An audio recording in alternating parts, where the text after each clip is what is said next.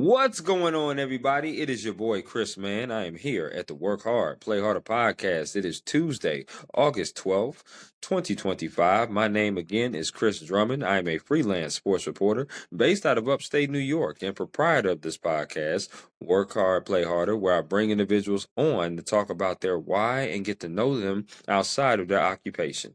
I got a very special guest that's joining me today, as she has been a reporter in South Carolina. She's been a reporter in Utah. She's been a reporter in Boston. And so, just to name a few states where she has had an abundance of experience in the reporting game. Her name is April Baker, and we're going to bring her on to talk about her why of getting into the journalism industry and also ask her some get to know you questions. So, without any further ado, I introduce to you April. Welcome to the podcast. Chris, it's such a pleasure. It's been a long time coming. I know we've talked about doing this for a Yeah. while and we've tried to coordinate our schedules. And thank you so much for being patient. I'm Mhm. so glad that we get this chance to talk and be real and frank about what this business entails in and out of I the love that. profession. I love that. Yes, absolutely. And it's an honor and a privilege to be talking to you, April. There's no question about that. And my first Likewise. question to you, thank you. My first question to you is the same as it always is with every guest that I have on here. And that is, what is your why? Why do you do what you do? Did you have any role models, any inspirations growing up? But ultimately, what is your why of getting into the journalism industry? Well, Chris, I think that my why has evolved since I've been in the profession. I started off because I thought it would be cool to be on TV, and I have watched Good Morning America, The Today Show. It looked glamorous, and I was like, oh my goodness, I would love to be in this role. I saw them at a national level and thought it'd be great to be Right, in front of the camera. And a lot of it was superficially driven. right. And I'm, obviously that has changed over time. And actually, one of the last reasons why I do what I do right now is to be seen on camera. Mhm. That's not what keeps me going. I think that at the core of it is helping people, just advocating for people who need a problem solved. I've done stories about people who've had their passports delayed Wow. several months, and you're just trying to get answers where they might not have that voice to get to the people that they need to get in touch with. You can Hmm. help them and amplify their voice and get them the answers that they want. So I think it boils down to helping them. And also in another capacity, I've anchored a little bit as well as reporting. I think Right. Anchored about 8 years and I've reported about five. So I think when people reach out and they say, you know, I love having, it's not just me, but it's like the whole entire news team come into my home each day. It's a consistency for me. You brighten Cool. my day.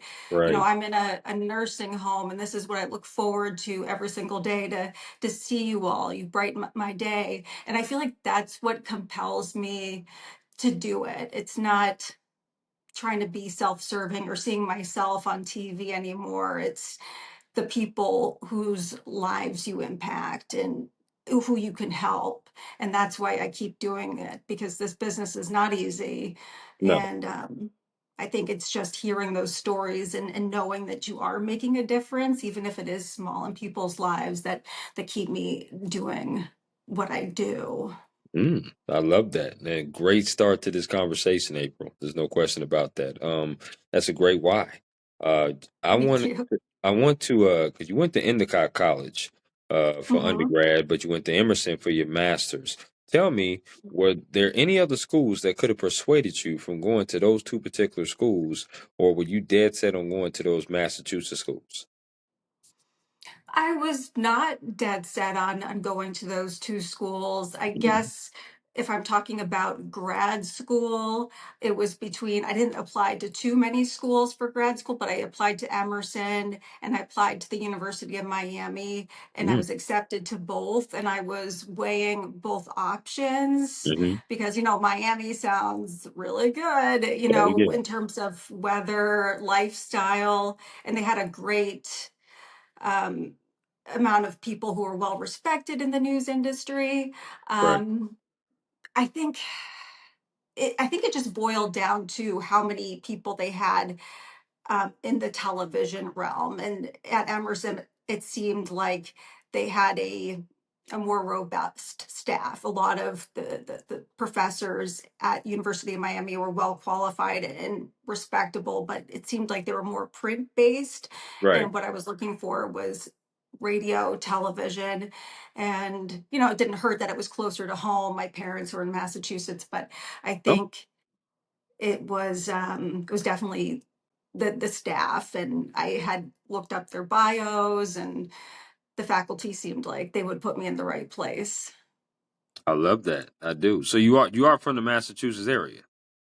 I am from the Okay. Massachusetts area. I Okay. lived here for about 26 years, and then I moved off to do my journalism Right. journey. But I never thought I was actually going to leave Massachusetts. I remember Hmm. telling my mom, "Oh my gosh, like I'm going to be stuck here for my life," which that's fine, but I don't want to play it safe. I want to see other things. I Yep. want to meet new people. Yep. I feel like it was a little bit stifling to just be in the same area for so long. So I'm glad that journalism allowed me to do that. Yeah, absolutely. I think personally, that's what journalism is all about, taking you to different places. I'm from San Diego, California, where that's where I Really? grew up. Absolutely, I grew up there, but also I was born in Chicago. I was born in Chicago, but I was also raised in San Diego and in Atlanta, Georgia. So Atlanta, Georgia, as well, is somewhere where I was raised too. So. Um, it takes you all over. It takes you all over, and it takes you to many places in journalism and stuff like that. So, I love that. I love the fact that journalism does that for sure. So, Did you um, ever figure that you'd be upstate New York at this point? I mean, that seems like far off from where you grew up in California. yeah. I thought that, to be honest with you, I didn't think so. I didn't think that I would Mhm. ever be here in upstate New York. To be honest with you, I knew that I have family up here, and I knew that it would be a great place to go. I knew I wanted to try a different market than the Midwest. Mhm. Minnesota, I thought I reached my apex there, because it wasn't allowing me to do some of the professional teams. Like high schools is great, and to be able to do college is great, but I just thought I wanted to expand more, and I wanted to do more with professional. So that's why I thought upstate New York would be a great fit for me personally, because I thought that covering the Sabres, doing hockey, it's a team that, everybody knows the Buffalo Sabres, but we know right now they're probably an up and coming team. They're not really one of the premier teams in the NHL. So I thought that was a great opportunity for me to latch on to them, people learn about them, maybe get some stories out on them. Syracuse University football, when you think about ACC football, you think about Clemson, you think about maybe Georgia Tech, Florida State. You're thinking about other big time schools, but you don't think really about Syracuse. When you think about Syracuse, you think about basketball. Mhm. So I think it's Mhm. another way for me to storytell, do games, talk to players, kind of just ingratiate myself with the team. So to me, the new opportunities like you're talking about, seeing different places, I don't mind that. I've never been to Minnesota in my life, and I came from Atlanta, Georgia, graduated from there, cross country to Minnesota. But I took that Right. on because, hey, it's journalism, it's a new place, and that's the opportunity that was allocated to me. So I wanted to do that. I think that's amazing to have an open mind and be willing to take a chance on yourself, take a risk for your career, and know Mhm. that no matter what, you're going to be learning along the way. And I Mhm. can totally agree with what you're saying in terms of where I've moved around. I lived in Arkansas for three Yep. years. I'm Yep. not one for geography, so I'm like, I don't really know where that is on the map. It's like somewhere like in the mid south. So Yep. Yep. I felt Southwest so so I for felt sure. so dumb, but like I never thought I would live there. And I had three of the best years of my life. Right. A lot of it because of the friends that I met in the community that embraced me. But, you Sure. know, I know people that are just starting off in this career. They're like, it'd be nice to to maybe live in a bigger city, something more glamorous, fast paced. But I feel like I have had some of the best experiences of my life, the most memorable times in areas that you might not be able to find on a map. Right. it's it's opened me up to a lot of new experiences, and I'm less inclined to say no to Right. things that might not be as familiar. So I'm so happy that you've sort of taken that same path and Oh yeah. mindset, like I'm gonna try it, I'm gonna see what it's like. And if you have family Hmm. there up in upstate, that helps too. It does, definitely does. And one of the main reasons, obviously, my mother and father and stepmother are getting older, so I want to be able to be close to them. In Minnesota, I didn't have any family, but Mhm. again, I got into this business a little bit older, so I was a little bit more mature. Not like a typical 22-year-old, right? I'm in my 30s now, so for me, I knew that. I wanted to be close to the family, my next move, but I knew I needed to get seasoned. I knew I needed some seasoning as well. I was a writer, I was a sports writer, but then I learned how to do photography. Then I learned how to do, um, edit photos. Then I learned how to do videos. I learned how to do all those things, right? So the main thing for me was to get some seasoning. And then once I got that, it took off. So I wanted to ask this bonus question, April, and that's, you know, working in your hometown state, how special is that? You grew up there in Massachusetts, and then obviously you've been affiliated with the Boston Channel 25, doing your thing there. How special is it working in your hometown? I think it's been special in various ways. Okay. Initially, when I first started, I was working with people that I had grown up watching. So I had many fangirl moments where I'm like, oh my Hmm. gosh. I'm like, I know you, and I love you. And Right, they're probably right. like, who? I'm Like, like who are that you? crazy fit. What would you, yeah. I was like, who the hell are you? I totally understand that. Yeah, you're that. I just looked like some crazy person just coming up to them. Thankfully, we had security at our station, so they knew that I was like legit because I was in the Hmm. building. But they Sure, probably were sure. like, "Who's this lady?" But so I had to get over that hurdle too. That was Hmm. the initial. Oh my gosh, these are my peers. These are not just someone that I have looked up to for so many years. So it was interesting to get to work with people that I had known for decades, as a kid, and they're still in the business. I think it's special to feel connected to an area. Not just knowing where to go without having to use GPS, because I know that's Sure. a lot. That's Yes. something that I didn't even think would be a luxury, but having the ability to move around without having to check my phone every few minutes has been great. Um, and I think, some of the people that you do stories on, you've had history with, or sometimes you know these people, um, from your childhood. I think it's special to feel that connection, growing up somewhere. I don't know what it is. It's home, and having that familiarity. And by the way, is it okay? Because I know it's reconnecting if you need me to move at all. No, Sorry to no, you're good. interrupt. You're good. Okay, No problem. okay. I'm rocking with I you. didn't know if I was in and out. Um, yeah, just having that ability to feel this i- intangible connection to an area and be able to report on places that you're familiar with, and people that you may know, or Right. issues that matter to people in your home state. It's just a little bit different because you do fall in love with people and get close to people that you meet in other parts of the state. I don't know what it is. It's just that connection, just that, I don't know. it's like an invisible like umbilical cord or something. It just like ties Sure. you to that area.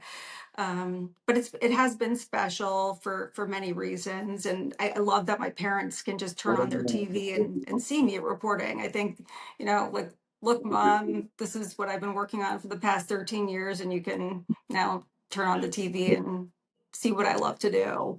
So that's nice too. I love that. I love that answer. April, we're gonna ask you some favorite questions, okay? And you just give me the Okay, 411 off the rip based upon these favorite questions, okay? So here we go. okay. Favorite meal you like to cook? Cooking? What's that? I don't know what that is. April. Are you a Uber Eats kind of person? Are you DoorDash? You know, I am more of like a lean cuisine gal or something that is Mm. frozen that you can just stick in the microwave. I know that I sounds totally understand terrible. that. I totally understand that. I do. I Ugh, do. Mm. I feel Okay. like I like making, this is easy enough. You buy chicken, and mix it up with some vegetables, like saute some vegetables, but like spicy. Um, but that's not my favorite meal. Dang, the heck. Mm. Well, you know what? We'll roll with that. We'll roll with some chicken. The chicken is good. You know what I mean? Now, listen. When I do pull up to Boston and you're there, I'm gonna have to say hello to you. That's for sure. That is for sure. Yes. Yes, Yes, and please do. we'll go get something. We'll go get something. That's for sure. But no lean You're like, cuisine though. I No lean cuisine. But we're gonna go get something there because I do have a Boston question later on in the conversation for sure. But yeah, we'll okay, say chicken. I'm a huge taco person. I love love tacos. it. So chicken, steak, or turkey ground doesn't matter to me. Either or is pretty Yum. good. So here we go. Favorite concert you've ever attended? I would say The Weekend. Oh wait, no. Oh Ooh, gosh, this is right off the rip. I would say Post Malone. Post Malone was my favorite. ooh. Well, Uh, you okay? Go ahead. Go ahead. No, that's good. I liked how he was pretty real on stage. I mean, granted, sometimes people say he's on something, but he seemed Mhm. like, he was having a good time. He was dancing, he was in his own feelings, and I love his music. So I think, and he doesn't need all the frills and the fancy displays. I think he just did a great job just being himself. And every song that he sings, I'm pretty much on board. Mm, you and me both, girl. There's no question about it. Nice. You actually Hey, took my first answer, which was The Weekend. That was my favorite concert. was The it? Weekend. Yes, absolutely. I got a chance to see him in Chicago, and Awesome. also in Atlanta, where I was. So I saw him twice. The Starboy album that he came out with is still one of my favorite albums. Top Same. one, no question. But also another one of my top five albums is Post Malone's not the 12 karat two fake, but the one before that that had the Hollywood bleeding and had the Yes. a thousand bad houses, I believe it was on it. And it was or just that whole album was so good. Yeah, Very good. So that's one of my favorites. I agree. I agree. You could ask me the album names, and I am terrible with names. I could name some Mhm, songs that I like, but mhm. yeah, every song It's a vibe. is It's a vibe. great. It Yeah, is. It no is. doubt. Okay. Absolutely. You got some good taste, girl. I like that. So do you. th- High five. thank you. Right, right. Favorite place you've ever traveled to? I would say my favorite place. This is going to sound pretty stereotypical. Um, are we talking overseas Oh, you could or do both. You could do in the domestic? States or overseas, either one. Okay. I would say in the States, I really enjoyed Palm Springs, California. Sure. It's kind of like old Hollywood vibes. I know that Frank Sinatra used to go out there to hide away. He Hmm. wasn't as well known out there. It just has this glitz and glamour. It's a desert, so it gets really hot this time of year, and that's when I went just to get a little discount on the hotels over there. But they have a lot of nice pools, and there's like Art Deco style Hmm. architecture. It's just the whole as a whole, it's like a very cool place. It's very interesting, funky, and um, during the summer, it's very mellow because not many people head out there during like triple digit temperatures, which I understand, but there are some perks. You can get some discounts. So um, I like that. There's like a huge Marilyn Monroe. I don't know how tall it is, but it's like larger than life. The iconic image of her with her skirt blowing up. It's like in the downtown area. It's just one of the big things for people to see. Wow. Okay. Okay. Now, what would you say is your favorite place overseas? I haven't been to too many places overseas, but I would say I took a girls' trip to Iceland. Hmm. I went with a few women from Florida because I lived in Florida for a little bit, Hmm. and we went during the summer, so it was light out 24/7. In the land of Right. fire and ice, they have so many different they have glaciers that you can see, they have waterfalls, every type of topography that you can imagine.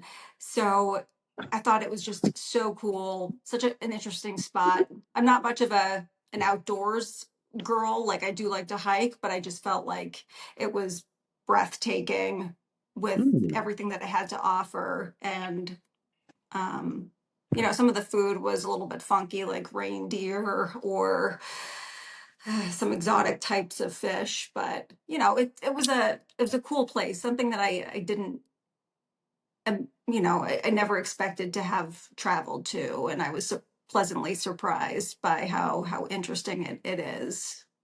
Mm. Okay. I'm with you on that. Now, I would say my favorite place in the States, no question about that.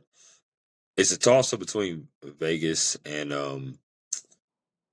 New Orleans. Um, Nice. yeah, so I got a chance to go to New Orleans um, for the Super Bowl. And I went there Awesome. in February, and it was so amazing. It was so amazing. The food was amazing. Everything was just really good. They had a media party, and the media Ooh. party was just amazing too. April, it really was. And it was like it was my first time there. It was my first time in New Orleans. I had never been to New Orleans before, so I was very shocked at just how much they put on the show there. How much food was good. I had alligator, gumbo, jambalaya. It was just all kinds of good. No question about that. Now, in the countries, or I should say, out of the country, Jamaica was my favorite. No question. Got a chance to go to Jamaica on a cruise. And I really enjoyed myself. No question about that. Great food, great people, great beaches. I'm a huge water person, so Mhm. anything with water and a beach, you got me sold. So I love that. Did you float? I know that there's some floating offshore excursions in Jamaica. I did one it wasn't necessarily visiting the waterfalls, but it was like you can just be put in a tube and then you just kind of float down a river. I can't exactly remember the name, but it was fun. It was a good time. Well, when we went as the family, we picked that excursion, that floating excursion at tubing, but they said that the rainforest overflowed, so we could not. We had to get it canceled, and we had to do a different excursion as well, or we got our money back. I think for that one, we just got a refund and got our money back. But the Mhm. other excursions that we went to on the other trips, we did. I did the stingrays. I swam with the stingrays. Got a Oh, chance to swim with the dolphins, and then got a chance to hike the Mayans when I was in Mexico. So yeah, it was pretty good, pretty fun.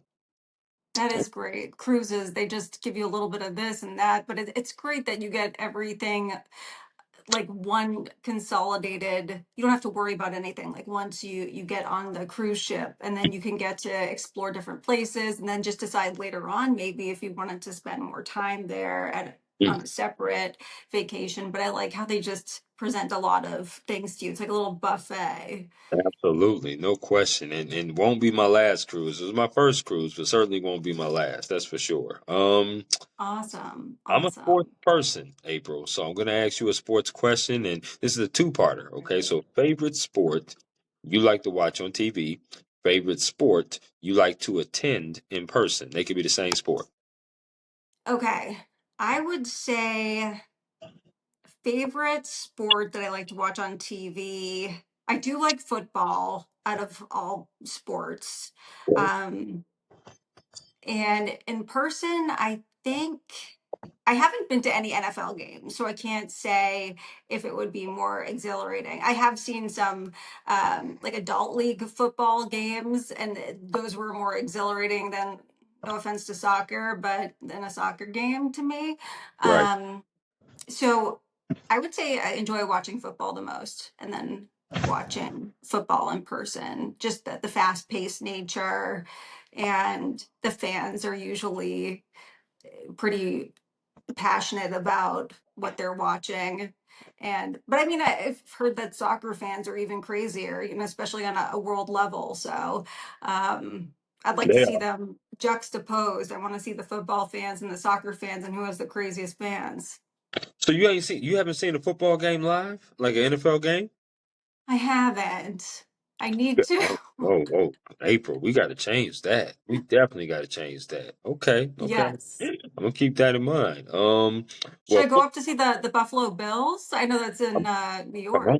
Come on now. Hey, come on. Okay. Why not? Why not? They're a pretty good team. I mean, Yep. obviously you would know them pretty well being in Boston with New England, but at the same time, I'm saying we got to get you to a game for sure because the atmosphere is live. The tailgating is just as fun.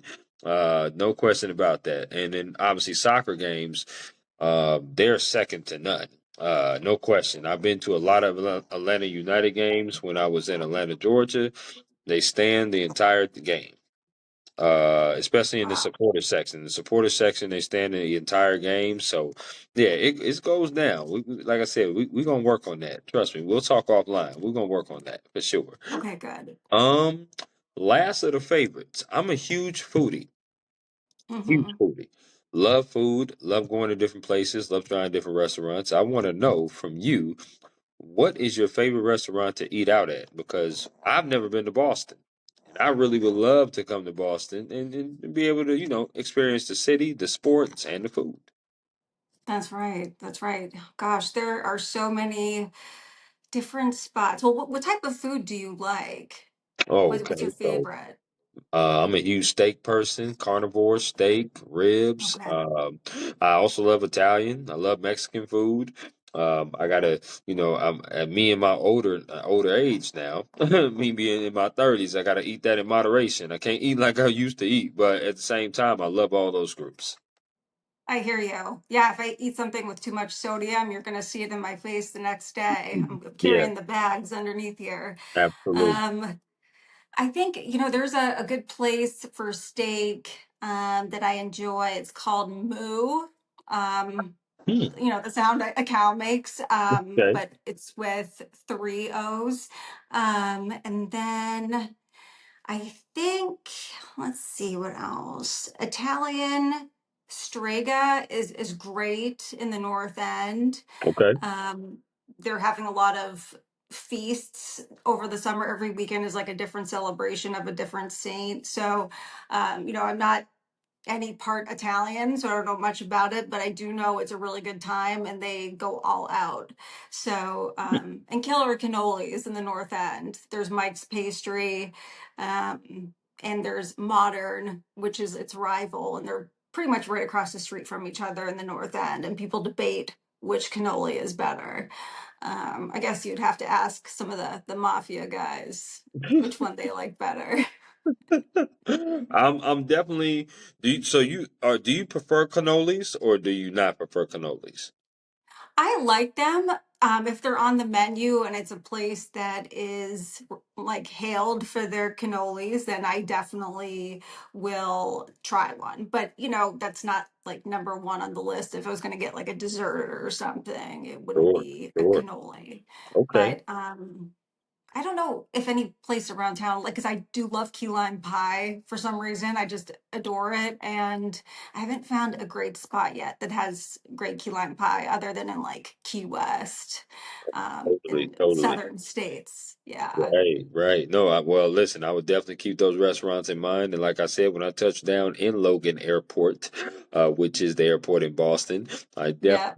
definitely will have to try those restaurants out, go to some games, and obviously, of course, say hello to you. There's no question about that. Please Uh, do. no doubt. I want to ask you typically about your day to day, how your day to day, was, right? I want to be able to, because the life of a journalist, oh my goodness, no 2 days are ever the same. Right? 2 days are never the same. We're always talking to different people, different stories, pitching different stories, coming up with different things. That's why the job is very interesting. That's why the job is very fun because you just never know what you're going to do. Tell me about your day-to-day process of, working in stations, but also working as an anchor, working as a reporter, because they're two different processes. Right, right. Well, as a reporter, typically you come in and you have an editorial meeting right when you get in, and that's where you're pitching your story ideas for the day. And then that's where you're also assigned to cover a story, which usually changes throughout the course of the day because there will be some news that breaks or something else that comes up that might be more pressing. So sometimes you have to be really good at pivoting and just not being too uh, um wedded to this idea that you're going to be doing this story because it could change at a moment's notice. You have to be somewhat spontaneous and able to go with the flow. And then throughout the course of the day, a large percentage of your day consists of trying to find people to interview. And so you're making phone calls, you're reaching out on social media, you're Right. knocking on doors, depending on the situation, to try to see who you could speak with that would be a good authority to talk to about this issue. And, depending on the story, it could be something that's very tragic. So Very you true. have to you have to handle those situations differently, which I feel like sometimes those stories are a lot more draining because I try to be extremely mindful about who I'm talking to and what I'm talking to them about, Mhm. and not being, you have to be a person first before you're a journalist. I feel like you have to approach them with some kindness and compassion and not like, boom, I'm just trying to get the story. I'm in and I'm out and I don't really care about you.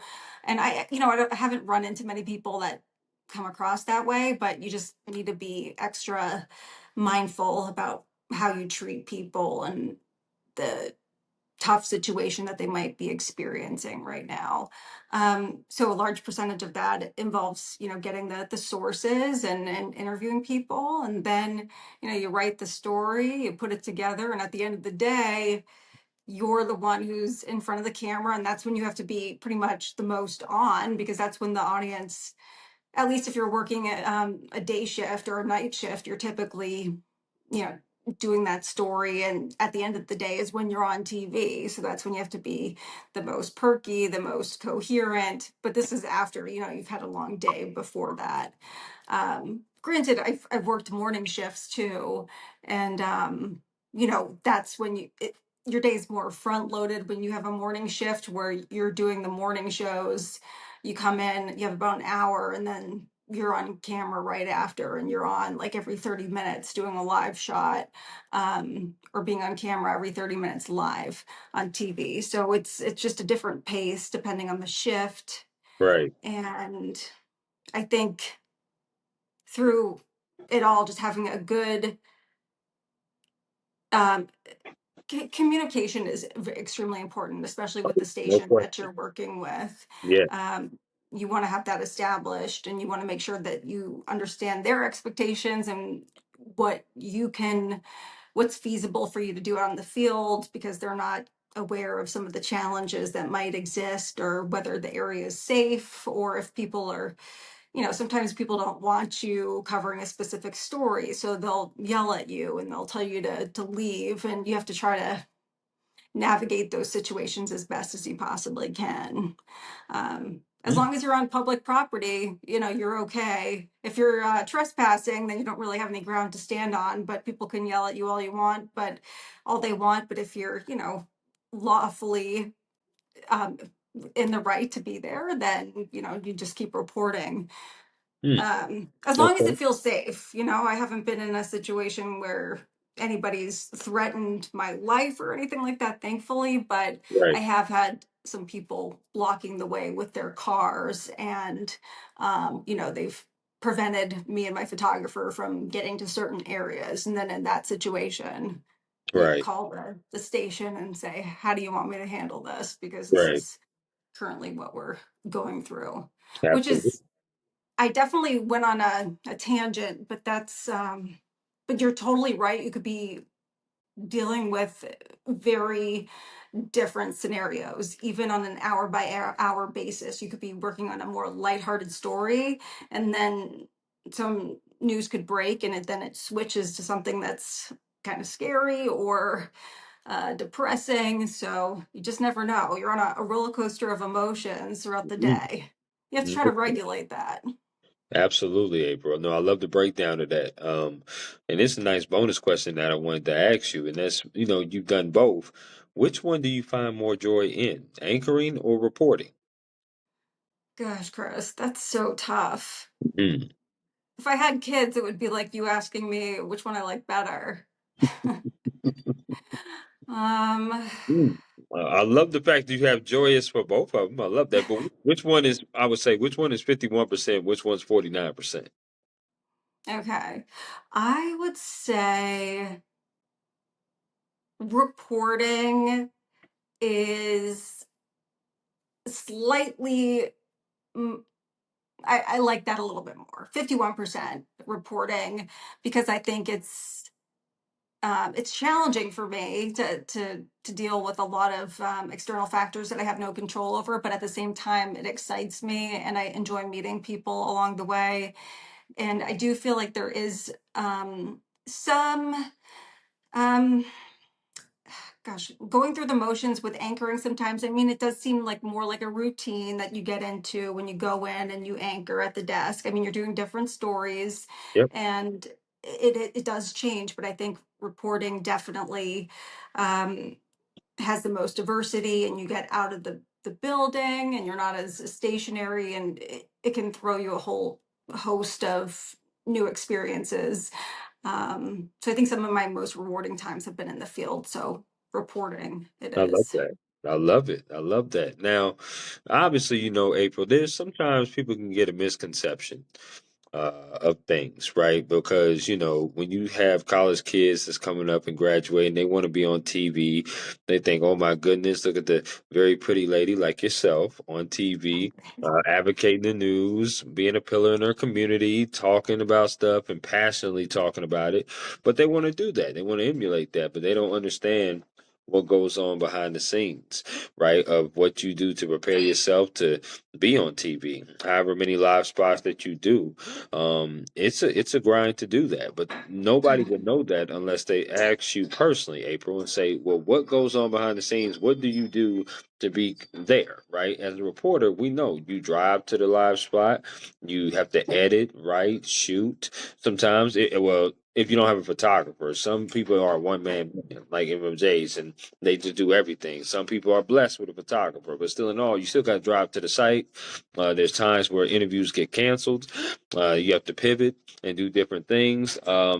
It's just a misconception that this is easy, and you just um, you have a microphone in your hand and you just talk, and it's easy. So it's not. It's not easy at all. And Mhm. I commend everybody who reports in broadcasts and everybody who's in news and all kind of genres as well. Absolutely. And I was a multimedia journalist for about 3 years when I first started off. So I do have that experience, as you mentioned, shooting, editing, reporting, Yeah. writing. And I look back now, and I'm thinking to myself, how did I make that work? Because it's still overwhelming now having a photographer getting everything done. And I think that might be also for the fact that there's more emphasis placed on digital first with these news stations. They want you to turn content digitally and put together sort of shorter formed packages or like tease ahead to your story that's going to be on TV. Sure. So when I started out in 2013, it wasn't, there wasn't as much of an emphasis on social media and promoting your stories and actually putting together like a small package for um, your respective station. So I think that's sort of changed the workload a little bit too, and there's more expectations on you in that regard.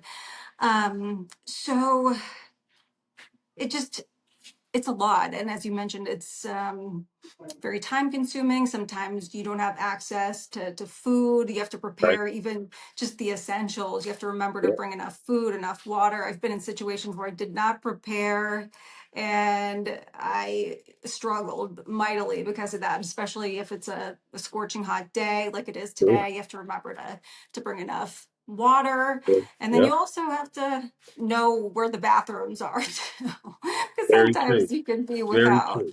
Yes, Right. I know absolutely. it sounds so basic, but those are conversations I have with some of my friends that are in the field. They're like, well, I went through a whole 8-hour shift. I couldn't find any place to go, to eat, to go to the restroom. So Right. it's just Right. those things that we take for granted sometimes become an issue out in the field because you're working so hard and you might be in the middle of nowhere.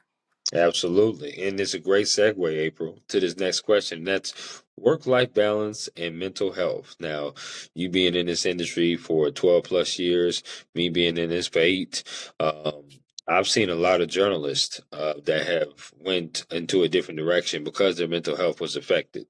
They were Mhm. having breakdowns. I've seen a lot of people leave this industry because of their work-life balance. And, just because they just could not get it balanced and it was affecting them mentally, right?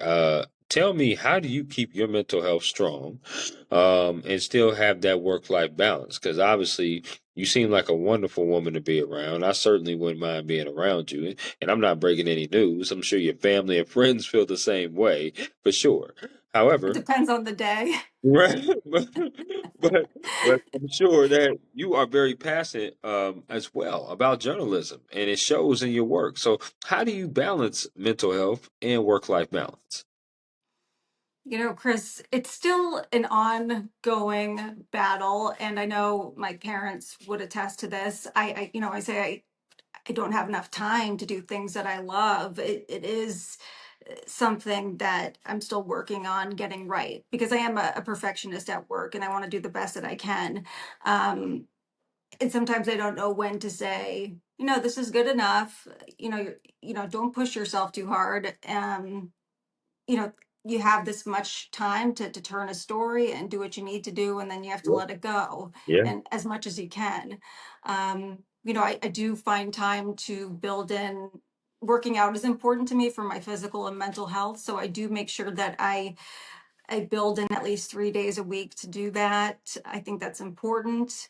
Whether it's even just taking a walk outside too, I think that can just clear, just being able to touch grass literally, or just be outside in the elements and put things in perspective. I think that's important to yeah, right. just recenter yourself without sounding too like, I'm hugging trees left and right. I do.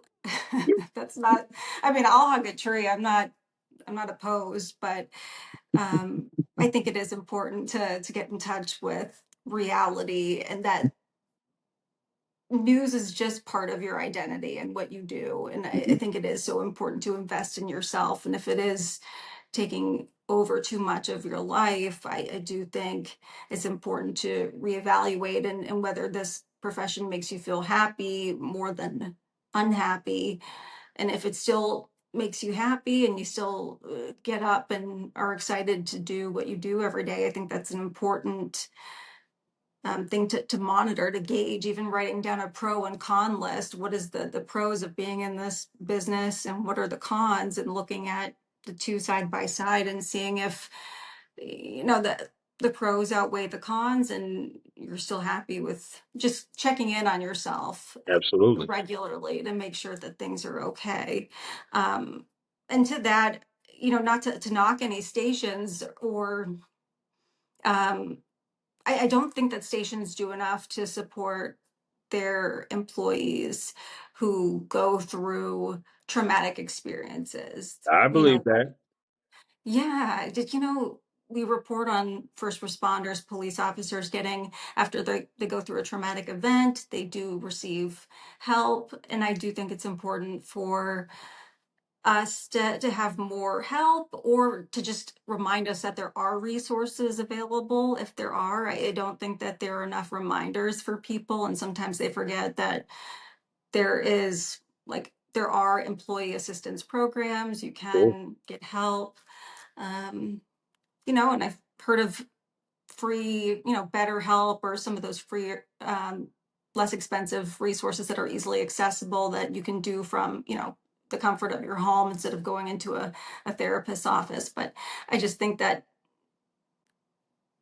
workplaces need to prioritize the mental health of their employees because I think they underestimate what we go through on a day-to-day basis. Hmm. And because they're not usually managers are not out in the field with us, they Right. they might have an understanding of what we go through, but Right. they need to be out there to understand exactly what we're seeing and hearing. I agree. I absolutely agree.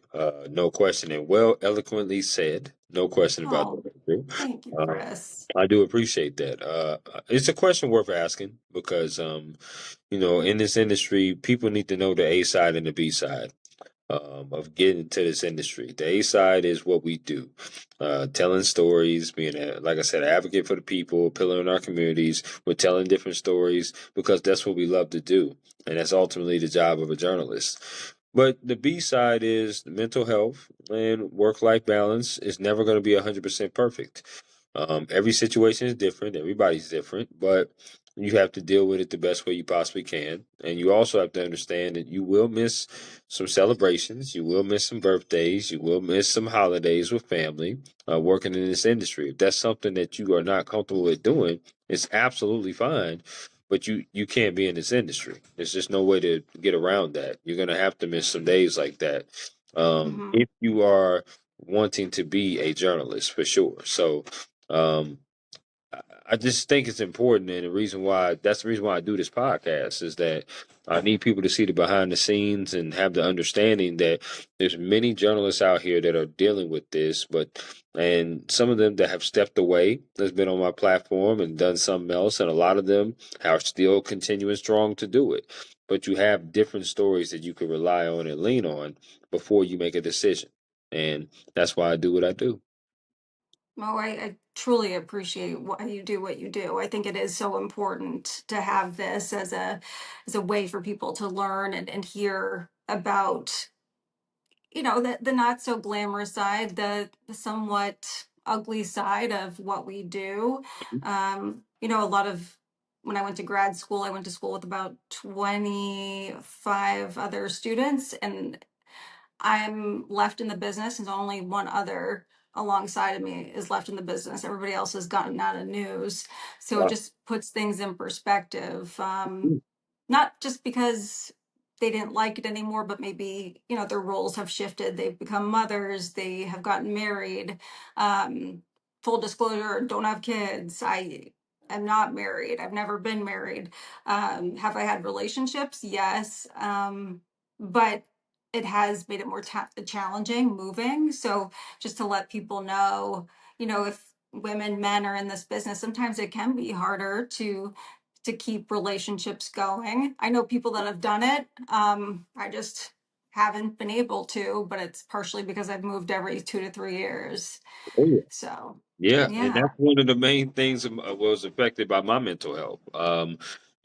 I'm the person that when you move a lot, right? I was in Atlanta, Georgia. I was there. Then I went from Atlanta, Georgia. Then I went to Marshall, Minnesota, and Marshall, Minnesota is not like Minneapolis. It's a couple hours away. It's more of a college town, and I was past my college prime in that time, right? So my Hmm. thing was it was very difficult to go out and meet people because I'm older and I'm not really into the college scene. So you have to be, and I also want to focus on my job as well and really get good at it, right? And that's Right. why the main thing, my mental health was definitely affected by that because it was just hard to date.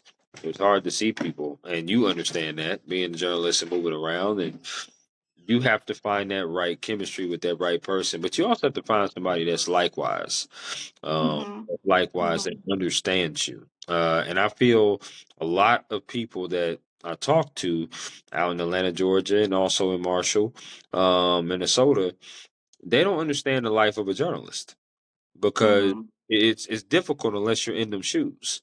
It's just difficult for you to understand. Like we don't have conventional hours, especially sports reporters.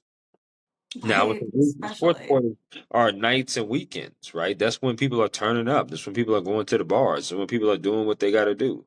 But for me, my turn up is going to a game, covering the game, and then if I want to wind down, I might want to have a glass of wine. I might just want to sit back and relax. I might just want to have some Hennessy. I don't want to do all that craziness. I just want to relax and sit in my house. And you Oh, understand what I'm saying, April. So yeah. it's one of those things where that really did affect my mental health because I was like, man, I don't know if I'm going to be able to get back on the dating scene because I don't know if I'm going to find somebody that's likewise with my schedule Mhm. that understands me. Absolutely. Absolutely. That is very tough. And I know people have resorted to, or they've found love within the workplace, Mhm. or they've dated somebody at a competitor station. I've seen that work, but I've Sure. also seen It some not messy work. situations. Mhm. Yeah. Mhm. You gotta be careful. But yeah, people that understand your schedule, sometimes, people in law enforcement might get it a little bit more than um, somebody who's in a standard 9 to 5, like Right, a CPA or something like right, that. They might not understand it, but right. yeah, sport. I can see where covering the game, being part of the action, would be the main event of the night. And after that, for me, I would definitely want to just hang out and chill out after that because Told that's you. like going out to me because you have to be Mhm. on. You have to work hard, interact with people. You have to be very social. It takes a lot out of you. Well, especially someone who is like an introverted extrovert. It's probably more in my nature to be introverted, but I Oh. enjoy talking to people. But Mm. I don't. I need my social battery recharged after, a big social outing. I'm not going to be sitting Oh, in solitude for a week after, but I just need like, a few hours to decompress after that and be like, okay, now I can come out and I love that. be social again.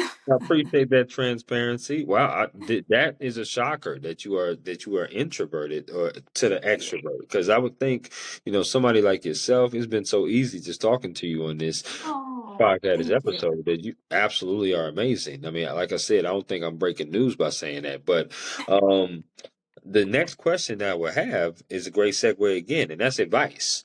I'm sure that people have came to your stations that you were previously at, interns, maybe college graduates, maybe there's been people that stopped you up there in Boston that's had a brief conversation with you or whatnot. But what kind of advice would you give an individual that wants to be in broadcast journalism?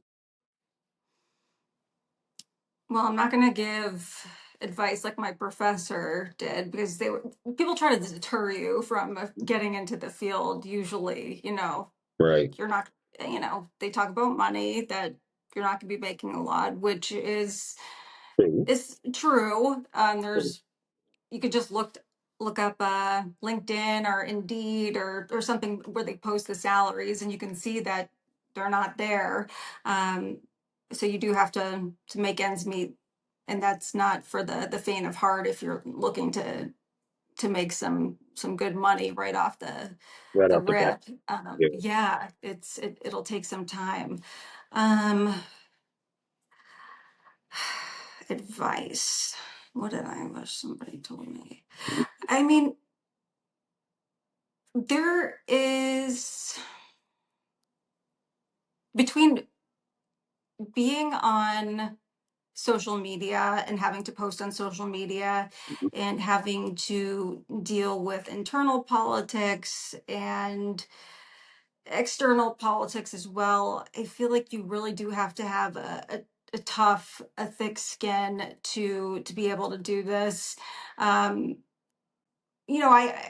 when I first started, I was very sensitive, and I felt like if somebody said something about how I look, which people will pick that apart, and they still But do, especially now that I have to that we're required to post on social media, people can just say whatever they want to say Mhm. about you. So I think tuning out the noise and trying to stay focused on why you do what you do, um, finding a way to cope with that criticism and many people telling you no, and it can be hard to keep moving through it, with all the naysayers. And I have personally, I don't know if other women or men have dealt with this or if they will deal with this, but I've had bosses tell me like, I don't believe in you, or I don't think you can do this. And most of them were women, unfortunately. I'm all about women power. Right, And that does stick with you, because you respect this person, they hire and fire you, and they're telling you that, I don't think you're really that good at this, and I don't think you're deserving of this position. right. And I think that you just have to, if this is something that drives you and that you're passionate about, you have to say, F them, I'm going to do this and I'm going to prove them wrong. It's not all about proving them wrong, but it's proving to yourself that you can still do it, Sure. and that you're following your dreams and you're being true to yourself. So I guess there's just so many things that can drag you down in today's society, and just remembering to rise above it and not to stoop to that level either, and being above it, which can be hard sometimes if it's frustrating. um I think it's just believing in yourself and knowing that you can do it even if people tell you you can't do it. As cliche as it sounds, like I didn't feel like that was going to be my experience, but I have had numerous people tell me I can't do it, and Right. I'm one of the few in my graduating class that are still, that's still pushing through, and I'm like, everybody else Right. has fallen by the wayside. What are you going to say about this now? Right. I'm still Right. doing it. I love it. I Um, love it. and No, if that's right. if you get let go and you get thrown down, you know, fired, whatever, usually you fall upward. So if you think it's the end, it's usually just the beginning of something better. So it might not feel good in the moment, but just know that what comes after it is a lot better than what you could have ever imagined. Everything does happen for a reason. So I Sure. think it's important that the people know that it's not the end. If the job ends, you can still keep Hmm. going. I like that. Well said there, my dear. Well said. We have Thanks. reached the portion of this podcast now that we're going to play my interactive game called This or That. It's a game that I like to play with all my guests here on the podcast, and it's pretty simple, April. I'm going to throw some things at you, and you get to choose this or that. So, April, are you ready?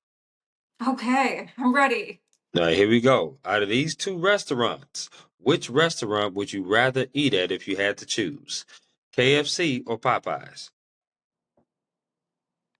I would say Popeyes. I would say you on point like a period. That's what I would say.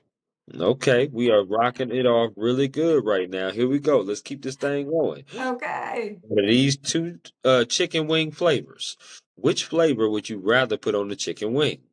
Barbecue or lemon pepper? Hmm. Instinctively, I would say lemon pepper. Okay, I like that. Now, do you like your wings wet or dry?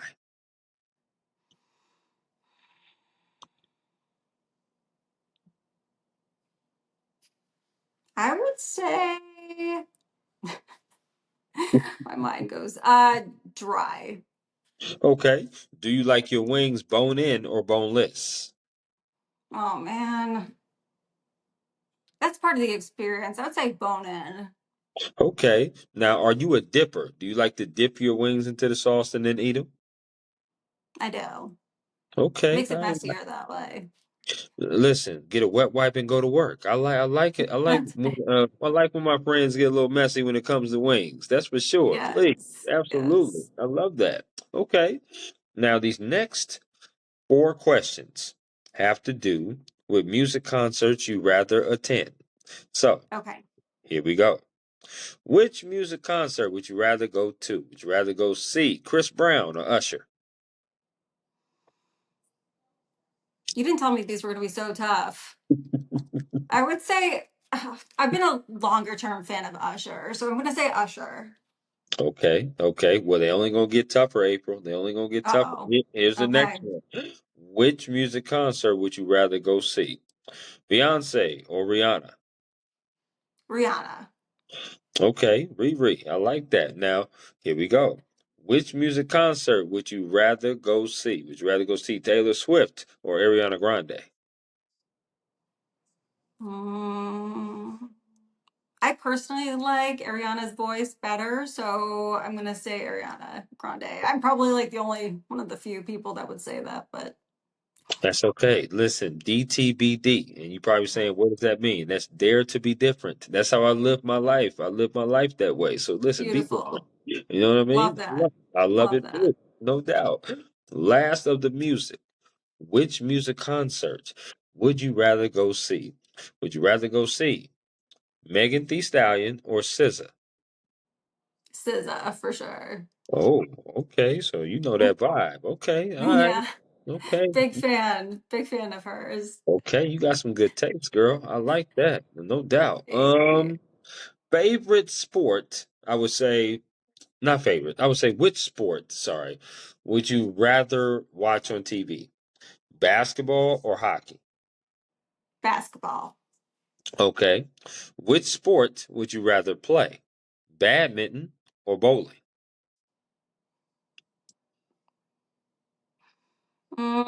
Sometimes I don't like putting my feet in those shoes, so I'm gonna say badminton just because of that.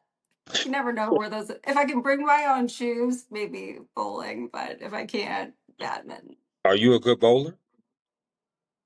Mm, I have my moments. I have my moments. Okay. I don't need bumpers though either. You know, sometimes people have the Mhm. bumpers on I do. the yeah. Um, I don't know what it is. Sometimes I'm just on a roll. I Okay. have I have gotten stitches from a bowling alley once, so I'll have to tell you about that at a different time. But that was I was trying to do some like cool move, and a piece of wood was sticking out of the floorboard, and yeah, went right into my leg. Wow. Okay. Well, yes, please. Mm, I cannot wait for the full story for that. That is wow. That's crazy. Do you like desserts? I do. Okay, I so do. I'm going to name four categories of desserts. You have to choose Okay. one of these that you'll never eat again. So here we go. The first Okay. one is ice cream. The second one is candy. The third one is cookies. Now the last one, April, is grouped together. So it's pies slash cakes. Which one are you getting rid of? Oh no. I can never get rid of candy. I would say cookies I could get rid of. Okay, okay. I like that. Now, what's your favorite ice cream? I like coffee chip. I think that's one of my favorites. Mm, Or black something with like a chocolate chip in it. Like black raspberry chip I like as well. What about you? Can I ask you your favorite? sure, Is that part of the absolutely. Yeah, you can do that. Yeah, absolutely. My favorite is cookies and cream. Ooh, that's a good one. Hmm. Forgot about that. That's a gem. Yeah, yeah, Yeah. absolutely. Chocolate chip cookie though is a close second, but cookies and cream is my number one. So I always get the Oreo Brightsters, the blue box. If you remember the blue Ooh. box in the stores, or Yes. Mayfield or Bluebell. Those are the three I get in the stores. But if I'm eating ice cream out and about, Cold Stone. Baskin Robbins, Brewster's is another one that I really enjoy, but Cold Stone is probably my favorite. Yeah, that's delicious. And you can sort of see them mixing it together. It's like a little show too. That's Absolutely. nice. No doubt. Uh, Okay. Do you like potato chips? I do. Okay, so same format. I'm going to name four Okay. brands. You have to choose one of these brands that you'll never eat again. So here we go. Okay. Okay. First brand is Pringles. The next brand is Doritos. The third Mm. brand is Ruffles. The last brand is Lay's. Which one are you getting rid of?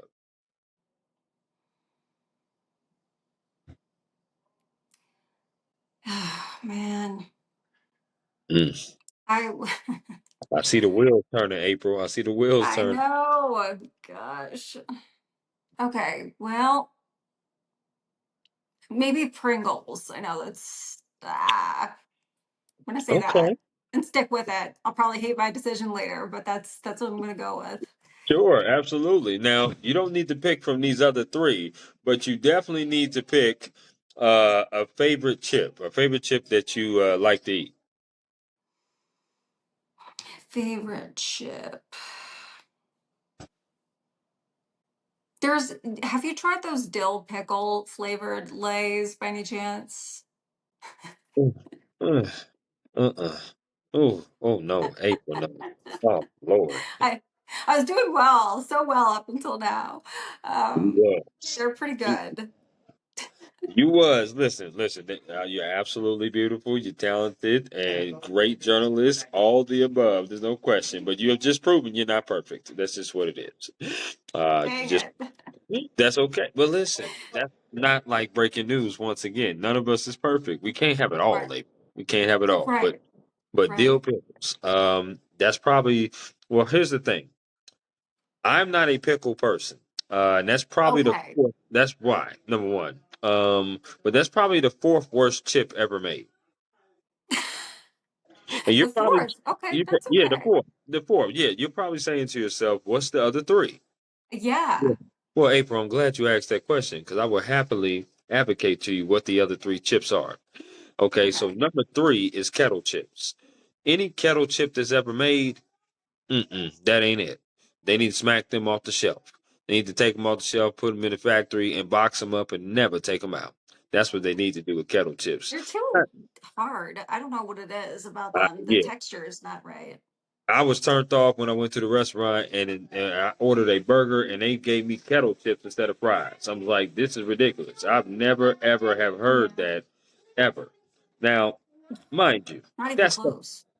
number two is salt and vinegar. Salt and vinegar is definitely one of the worst chips ever made. There's no question about that. I can't even eat one without just having the urge to spit it out because this is that bad. It's that awful. It's like oil and water. They don't mix. I don't even know why they brought those two flavors together. My eyes do something weird when I eat them too. The vinegar is just too overpowering, and I'm like, I don't know. You can see my reaction to Um, them. Totally, no question. But even that isn't the worst chip because the worst chip ever made is Okay. Funyuns. Whoever the hell made Funyuns need to be slapped with the white and the black side of my hand. I'm talking two times. Because they just Uh, horrible. If I could step on every bag in the store and not go to jail, I would. Because I'm so sick of seeing that yellow bag of Funyuns. It's awful. It's terrible. But, yeah. I guess some people like them. I I do not like them. I totally forgot. I can't believe I did, but they are pretty bad. They're Yeah. they're I don't think I've ever bought one bag because I wanted to remember the flavor of them. It just Not they're not one. for me. No, they ain't for me at all. I'm with you on that. Well, listen, you did pretty good on this or that, except with the dill pickles. But again, you cannot have it all. But you certainly have a lot working for you. That is for sure, no question about that. And we agreed on a lot of stuff that you said, so I loved it. Awesome. These next two questions are top four questions. The first top four question is called bucket list. I would like for you to give me a top four events or stories of a bucket list that you have that you would like to do that you haven't done yet in your journalism career. Bucket list. I would actually love to do what you did, go to the Super Bowl. I think that would be an amazing experience to be able to cover a major sporting event for Okay. someone who hasn't seen anything beyond a collegiate level football game. I think that Mm, would be great, and it would okay. be an exciting opportunity, a lot of fanfare. Um, I think that's one of the top events for me to be Okay. part of. Okay. I think that would be. I think you'd be amazing. There's no question. I think you would. I think you would love it for sure. And you would have a wonderful time. Give me three more.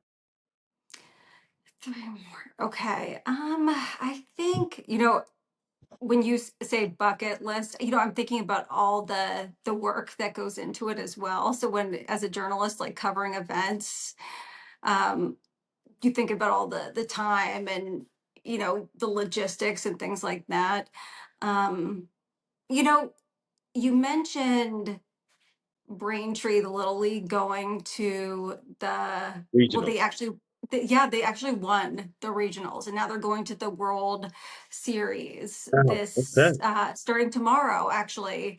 And I would love to cover that. I think that there's just so much excitement, and it's the first time in history that this Little League team has gotten this far.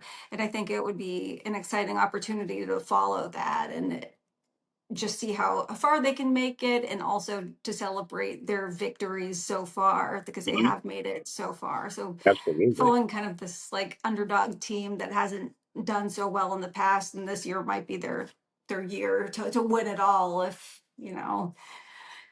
they're on a good path to do it. But I know that they're competing against the best in the world, so we'll have to Sure. see. Sure. What about um a red carpet event? I could certainly see you absolutely looking dazzling in a red carpet event, but also great conversation. You're a great conversationalist. I think Grammys, Billboards, or ESPYs, even in sports, I think you would do amazing at a red carpet event. Have you ever thought about that?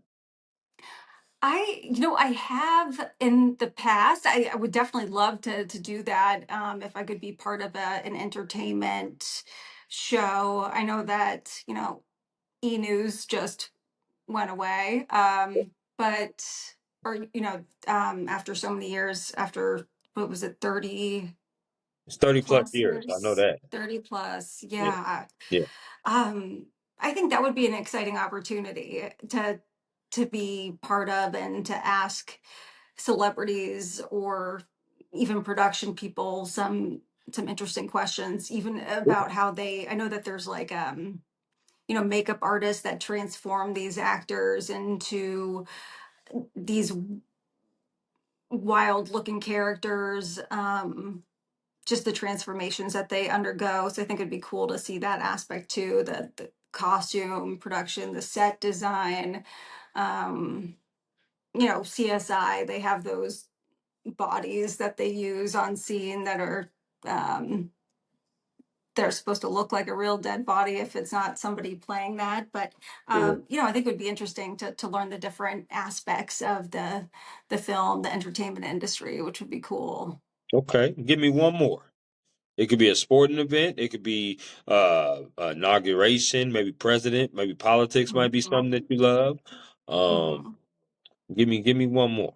Okay, let's see. I think, gosh, I mean, politics, I mean, they can be interesting. Um, I'm trying to veer away from politics these days. Gosh. I totally understand that. If I can, you can't cover a story really without somebody commenting on the political climate. Right. Let me see. What would I want to do? Gosh. I should know this by now. I think Maybe like NBA Finals, a court case, All-Star game. I did cover the Karen Reed case a few times. That was a big high profile case in this area. I think, gosh, I think it would be interesting to cover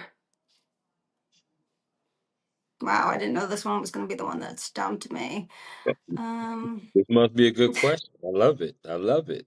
yeah, it's a really good, especially when you have to list four of that, the four Right. things that Right. you haven't done before.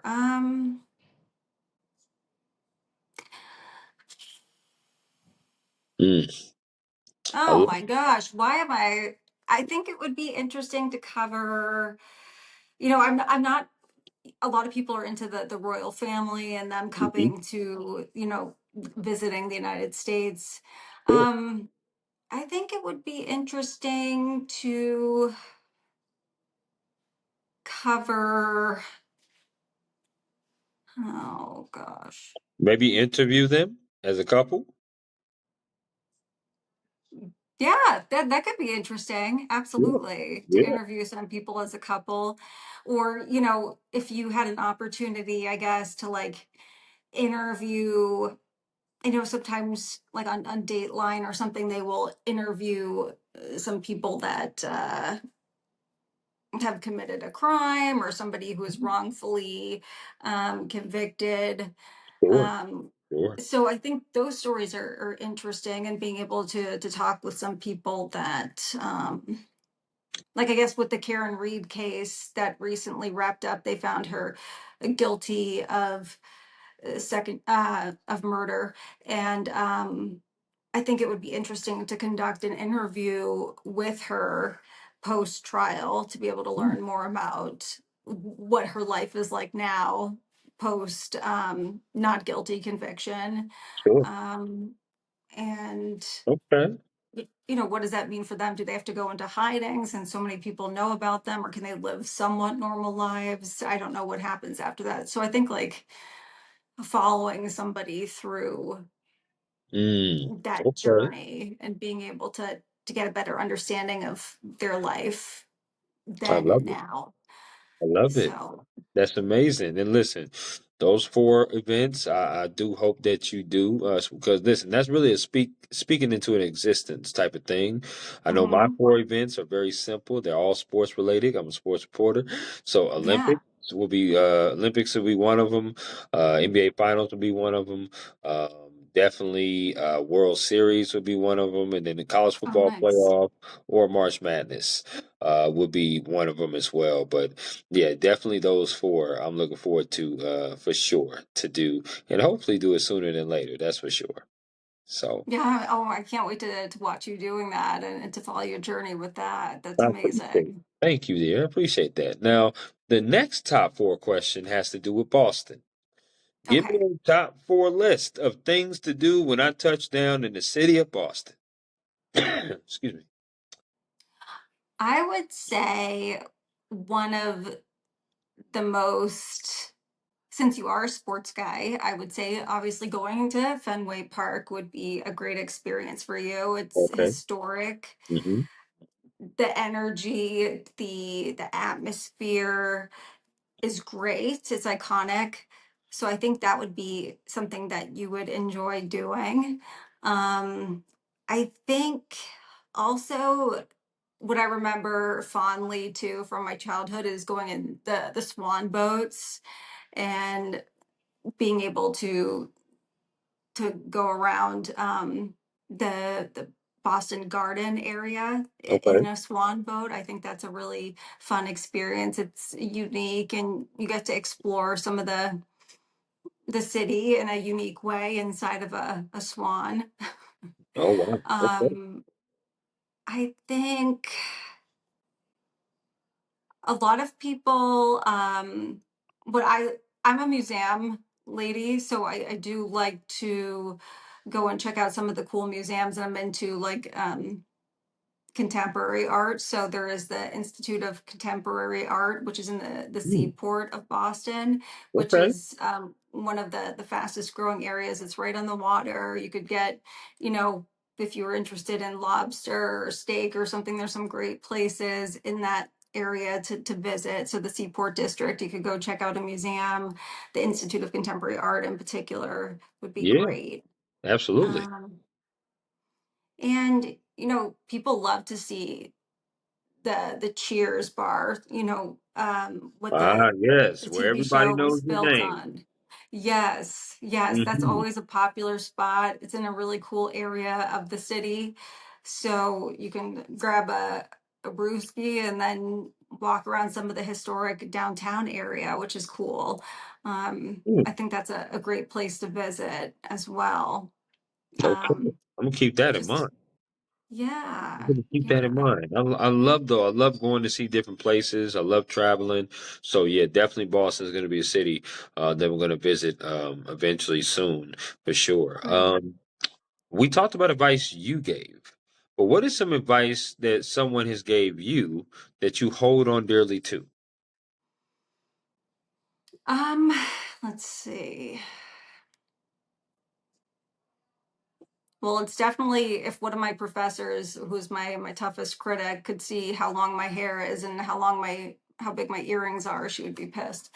Um, because I was always given the advice, short hair, keep your hair short. Like this is from a visual standpoint, and keep your ears modest, or your earrings like a modest size. And Mhm. sometimes I just buck that trend. Um, I think one of the most important things is to remember, keep it simple, or keep it simple stupid, depending on the acronym that you want, KISS or Yep, the KISS KIS. method. Um, I think that applies to how you write the stories, how you present them. You know, if you can keep it simple and not complicate it too much, I think that's important to your viewers, and they're able to follow what you say more effectively because they're going to really just hear it once. So you want to keep it as simple as possible and make sure that they understand it right from the first time that they hear it, because that might be the only time they hear it.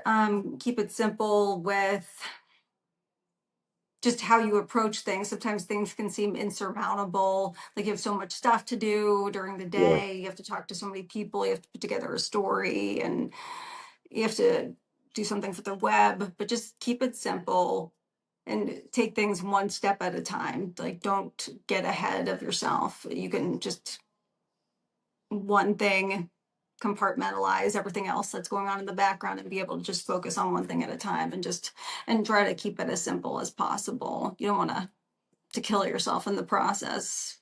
So absolutely not. Absolutely not. And that is really, really good advice, April. And this has been a really, really dope conversation. I mean, obviously, your background in Massachusetts, going undergrad there, also doing your master's there, also being a veteran in this game of reporting from Arkansas to South Carolina to Utah to Florida, now to back home in Massachusetts where you were doing it as well. So, you obviously have an abundance of experience. You've done a plethora of stories, and it's an absolute pleasure to be able to talk to you and hear your why and hear your story about how you came into this industry.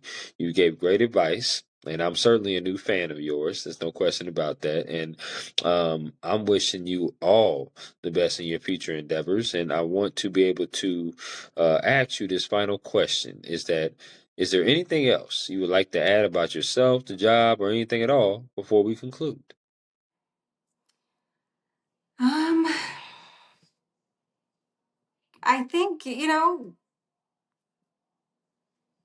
gosh, there's so many, there's other intricacies to the job that you need to be aware of, especially as a woman sometimes. So I don't want to get down that path and get too in the weeds there. But, it's important to develop your sources and to get good contacts. But also as a woman, sometimes you have to strike that balance. And I know this is a little bit in the weeds here, but you have to be careful not to come across too friendly, like you're flirting too much. You have to kind of draw the line of, being friendly and approachable, but not giving off the wrong impression sometimes as Sure, a woman. And I sure. think that's important for some women to know. I mean, I've experienced that. You want to have sources, you want to gather them, and then sometimes people think that you're a little bit too interested, and then they misconstrue your intentions. So I feel like being a Sure. woman, you have to, and a man too. I'm I sure was gonna say, men yeah, go through men it too. too. Yeah. Yeah, so you have to draw that line and keep it, professional, and but you still want to maintain that connection with them for a story in the future. So that sometimes is a tough balance. Sure. That's something that I've gone through in my experience where I'm like, gosh, I'm constantly changing the way that I communicate and try to work with people because I don't, I want to get those sources. That's where you get the good stories, the stories that maybe other stations don't have, or that inside angle, that sports angle that maybe some of the other reporters don't have. So just having to navigate the the intrapersonal relationships that you have. Absolutely. Um, Well said. all right. Well, and just to motivate people to keep going and to believe in themselves, and they can do it. Anything that they want to do, just keep. It might require a lot of hard work and effort and sacrifices, but if you're passionate about it, just keep going, and you'll achieve great things along the way. I love it. That's a wonderful mic drop moment from April Baker. And I just want to let you know that I'm blessed and honored, privileged for you to be coming on to my podcast. Thank you so much. I want you to have a wonderful Tuesday and the rest of your week. You and I, girl, would definitely be in touch. Great. Thank you so much, Chris. It's a wonderful opportunity to speak with you and be afforded this opportunity. I'm not given this chance too often to be able to speak and talk about my experience, but thank you for giving your time as well. It means a lot, and best of luck to you as well. Thank you, dear. You take care. Okay. Take care. Bye, Chris.